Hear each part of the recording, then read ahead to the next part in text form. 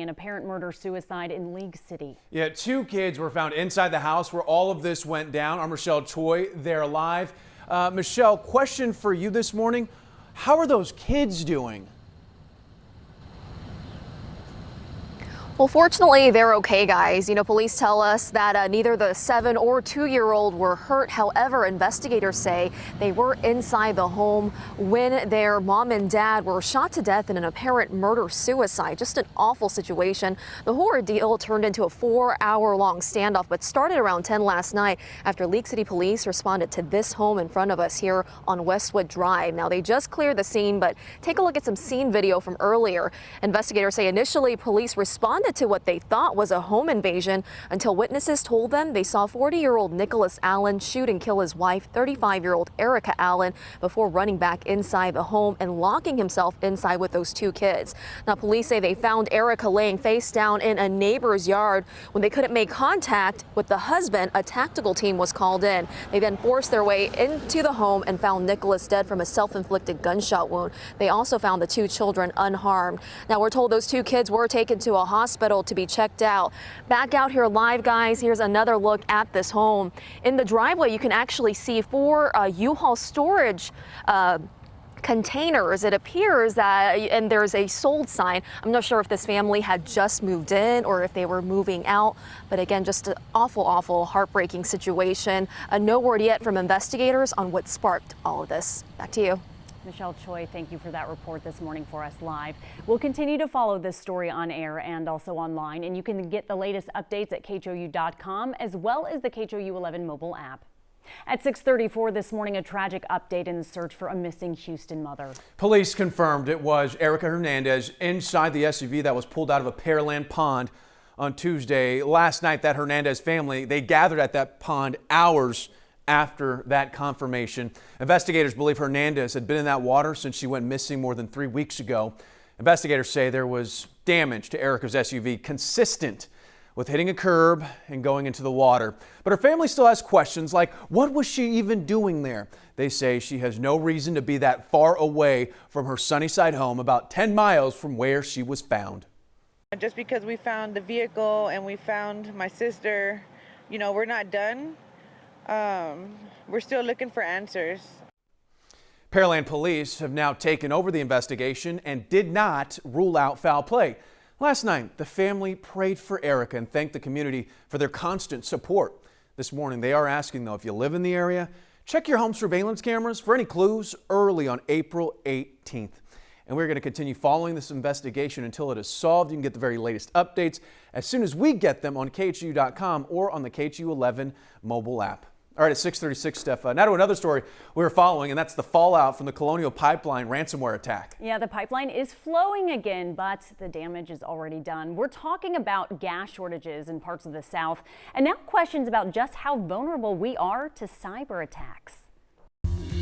Colonial Pipeline restarted operations Wednesday evening, but said it will be several days before fuel deliveries return to normal across the Southeast. GasBuddy.com says more than 70% of gas stations in North Carolina are now without fuel. Just to give you a sense of the stress level here, there are now only 2 working pumps at this gas station and 2 long lines trying to get to them. All of these drivers hoping they won't be the first to find out this one has also run dry. Meanwhile, President Biden is expected to address the situation today at the White House. He's expected to push his infrastructure plan, highlighting our vulnerability to cyber warfare.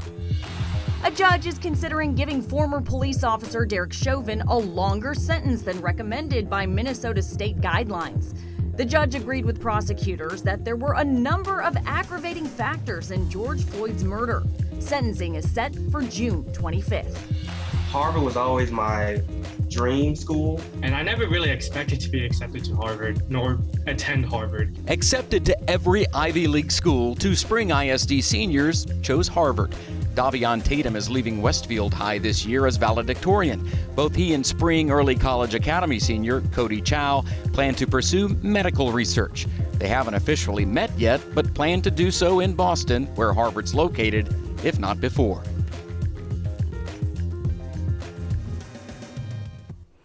All right, at 6:37, Xavier, we can call this an end of an era. Yeah, that's right. This is just a huge announcement from Ellen. I have an announcement to make. Today, I am announcing that next season, season 19, is going to be my last season.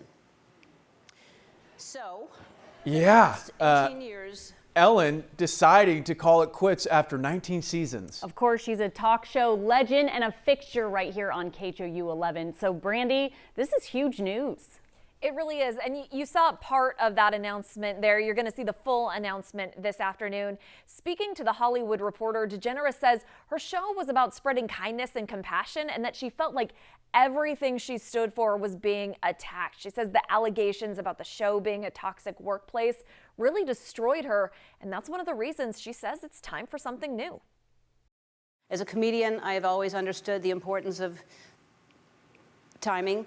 And in all seriousness, I truly have felt like next season was the right time to end this amazing chapter.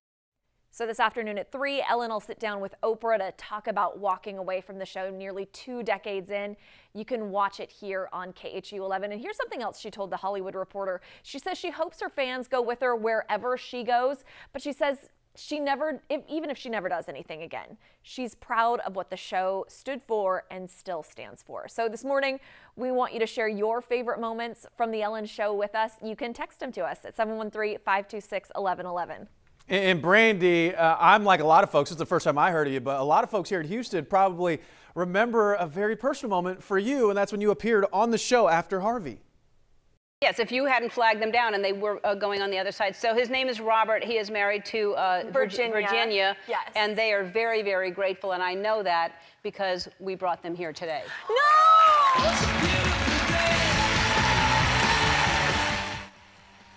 It is still pretty crazy to watch that back all these years later.